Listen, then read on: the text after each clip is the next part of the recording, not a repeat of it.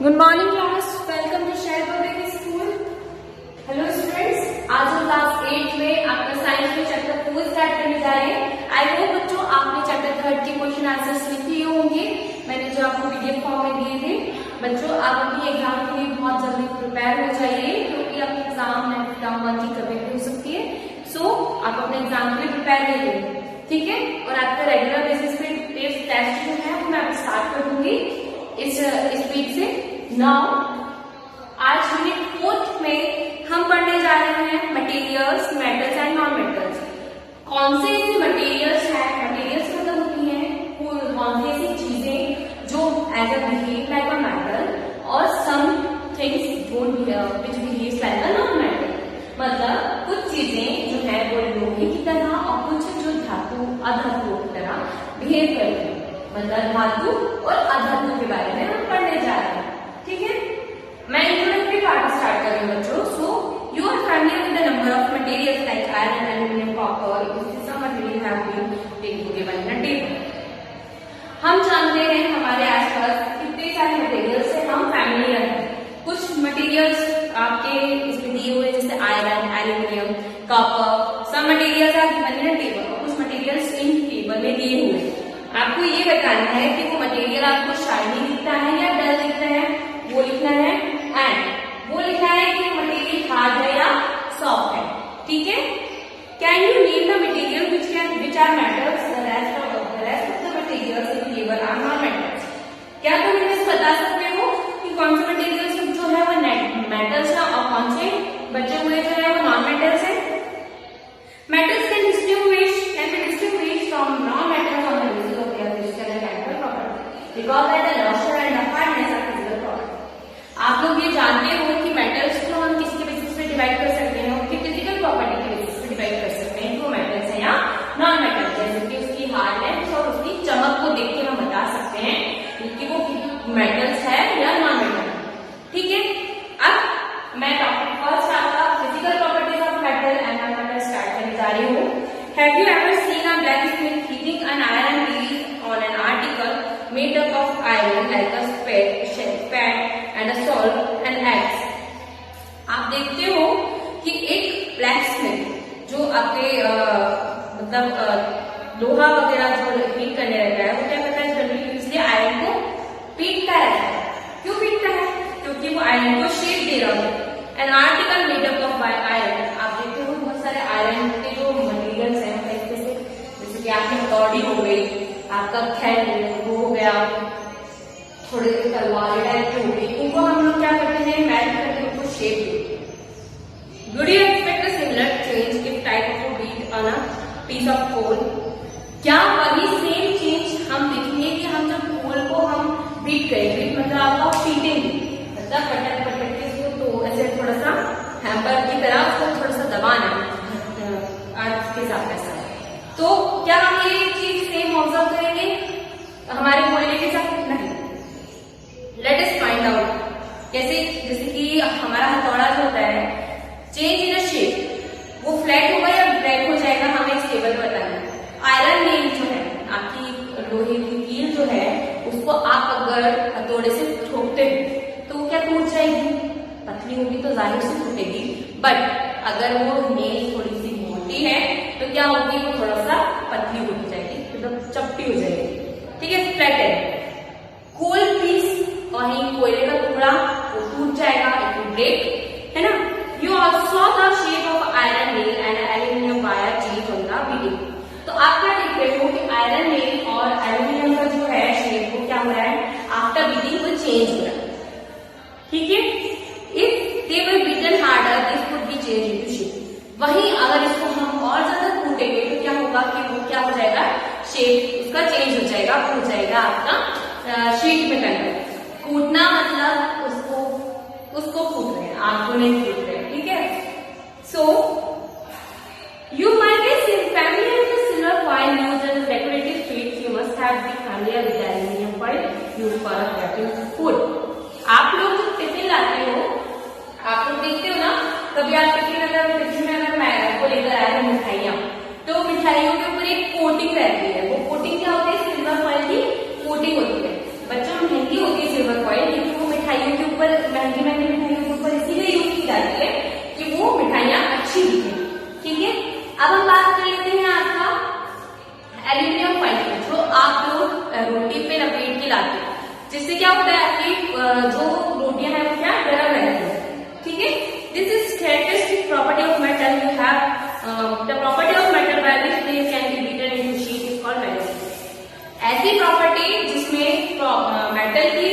Metal का जो flattened से चेंज हो जाए काइनेटिक शीट में, उस प्रॉपर्टी को हम क्या बोलते हैं, नेगेटिव।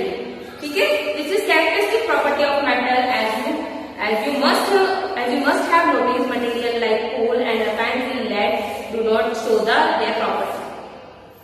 आप जानते हो, अगर हम वही बात कर लें कोयले की और जो हम पेंसिल में लेड यूज होता है उसकी, तो उनकी कोई प्रॉपर्टी शो हमें जनरली नहीं होती। ठीक है, you can hold a melting pan which is without a plastic or a wooden handle and not get hurt। Perhaps not. Why try the wooden or a plastic handle protects you from being hurt by handling not free। आप देखते हो जब आप अगर लोहे को गर्म कर रहे हो तो आपको पीछे तक उसकी गर्माहट महसूस होती है, लेकिन आप वहीं अगर लकड़ी का हैंडल है आपका पैन में, आपके तवे पे, तो आपको हीटनेस महसूस नहीं होती है। क्यों महसूस नहीं होती है? क्योंकि आपका हीट जो है वो कंडक्ट नहीं, हीट को पास नहीं होने देता लकड़ी। ठीक है, try to list some other experience in which wooden and a plastic handles protect us from hurting while handling not hot things। On the basis of this experiment, you can say about the conduction of heat by wood and plastic। You must have seen an electrician using a screwdriver while the kind of handle does it to head। Why? आप देखते हो कि जो screw driver है वो भी screw driver कौन सा यूज करता है, आपका जो मैकेनिक है वो इलेक्ट्रिशियन, वो स्क्रू ड्राइवर में भी ऐसा है, पीछे उसके रबर लगा रहता है स्क्रू ड्राइवर में, जिससे क्या होता है उसे करंट नहीं लगता। ठीक है, कि ऑब्जर्व दैट आयरन रॉड में and copper wire are good conductor. हम जानते हैं आयरन रॉड में और जो कॉपर वायर में क्या है, इलेक्ट्रिसिटी के good conductor and good conductor. White rod, rolled sulfur piece and coal these are poor conductor। वही अगर हम रोल सल्फर पीस और कोल की बात कर लें तो वो क्या है, right conductor of heat and electricity. Where do you find you have aluminium and copper wires? Have you seen a wire pole? Definitely not। आप लोगों ने जनरली एल्यूमिनियम के वायर देखे होंगे, आपने कॉपर वायर कभी देखी होगी। क्या आपने कभी कहीं पे भी पोल वायर की देखी है कि कोल के ऊपर कोल की कवर हुई है इस वायर पे? नहीं ना। The property of metal by which it can be drawn into wires is called ductility।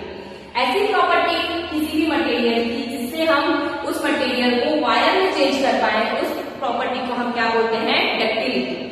ठीक है, Have you ever noticed the difference in the sound of dropping a sheet, iron sheet, plate, a metal coin and a piece of a coal on a floor? If not, you can try it now। So, since the metals producing ringing sound, they are said to be sonorous। जब भी हम metal की बात करते हैं तो metal को अगर हम बजाते हैं तो उनमें से एक साउंड प्रोड्यूस होता है, उस साउंड को हम क्या बोलते हैं, सोनोरस। ठीक है, the material other than metals are not sonorous. Metal के अलावा जो दूसरे मटेरियल होते हैं वो सोनोरस नहीं होते, मतलब they are not producing a sound. ठीक है, after performing above activity we can say that some materials are hard, lustrous, malleable, ductile and sonorous and good conductor of heat and electricity।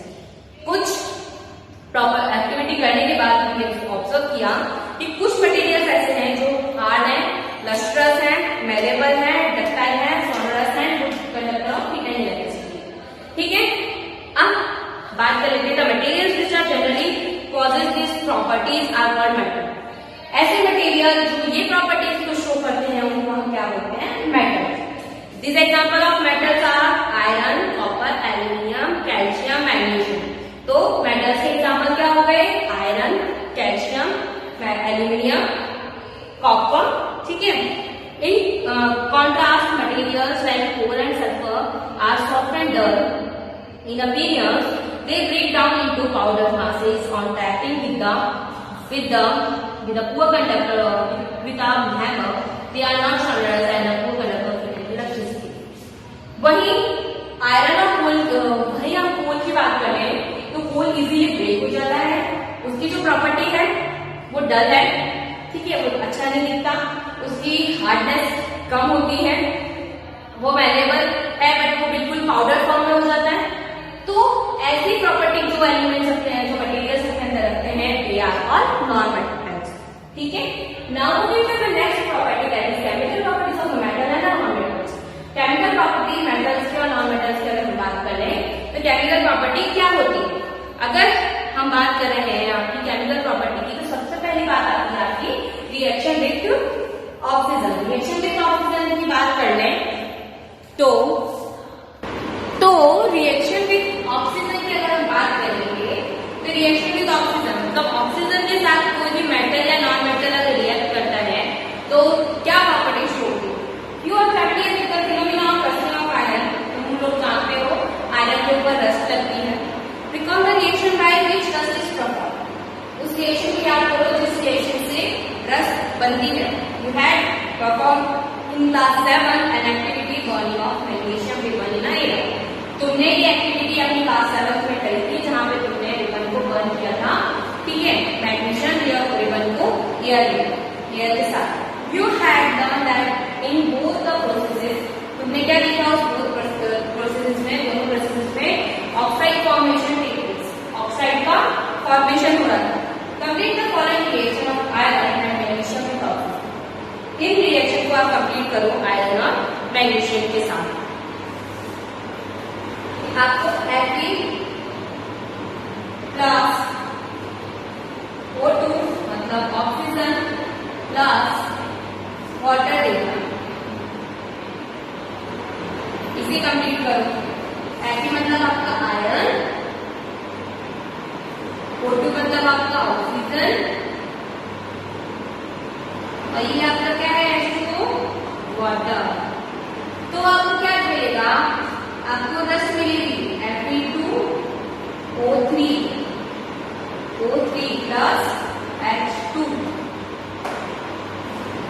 यहाँ पे आप 2 लगा दोगे तो 2Fe plus O2 plus H2O, ठीक है। मतलब Mg और O2 की रिएक्शन करवाओगे मैग्नीशियम प्लस ऑक्सीजन के प्रेजेंस में आपको रिएक्शन हो रही है। तो oxygen as a use as a reactant and the product from magnesium and फिर अंदर magnesium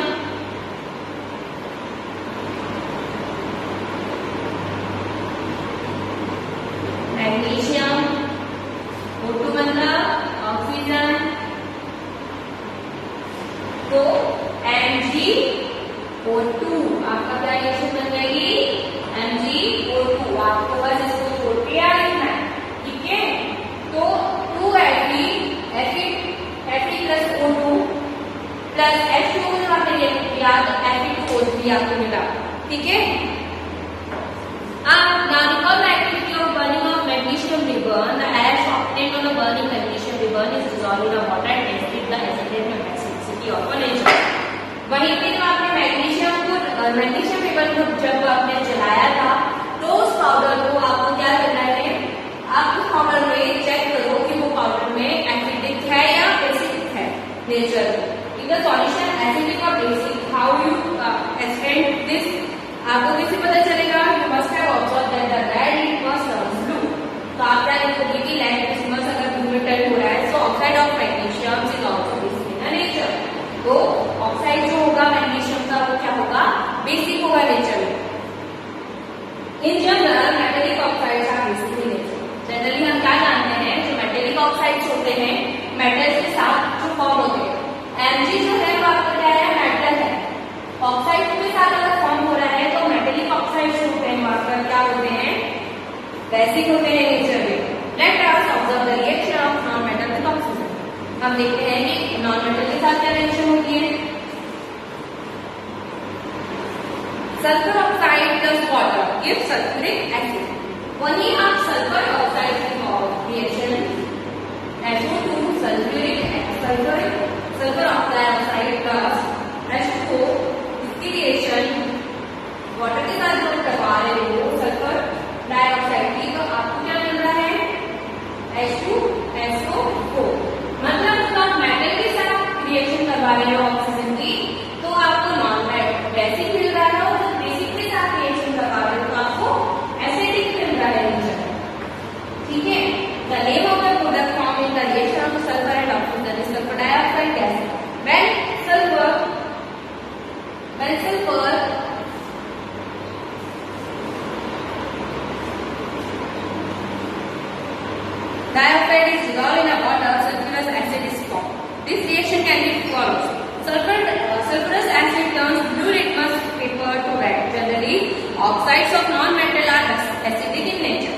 हम क्या देखते हैं कि जो ऑक्साइड होते हैं नॉन मेटल के, वो क्या होते हैं, एसिडिक होते हैं, और oxide of metals are basic in nature. तो इस प्रोसेस से हमें क्या पता चला, oxides of metals are basic in nature and oxides of basic are acidic in nature. ठीक है, oxides of non metals are basic in nature. ठीक है, अब नेक्स्ट क्लास में reaction with water, reaction with acid मैं आपको complete कराऊंगी। So have a nice day student and copy आप अपनी कंप्लीट करते रहिए। Thank you.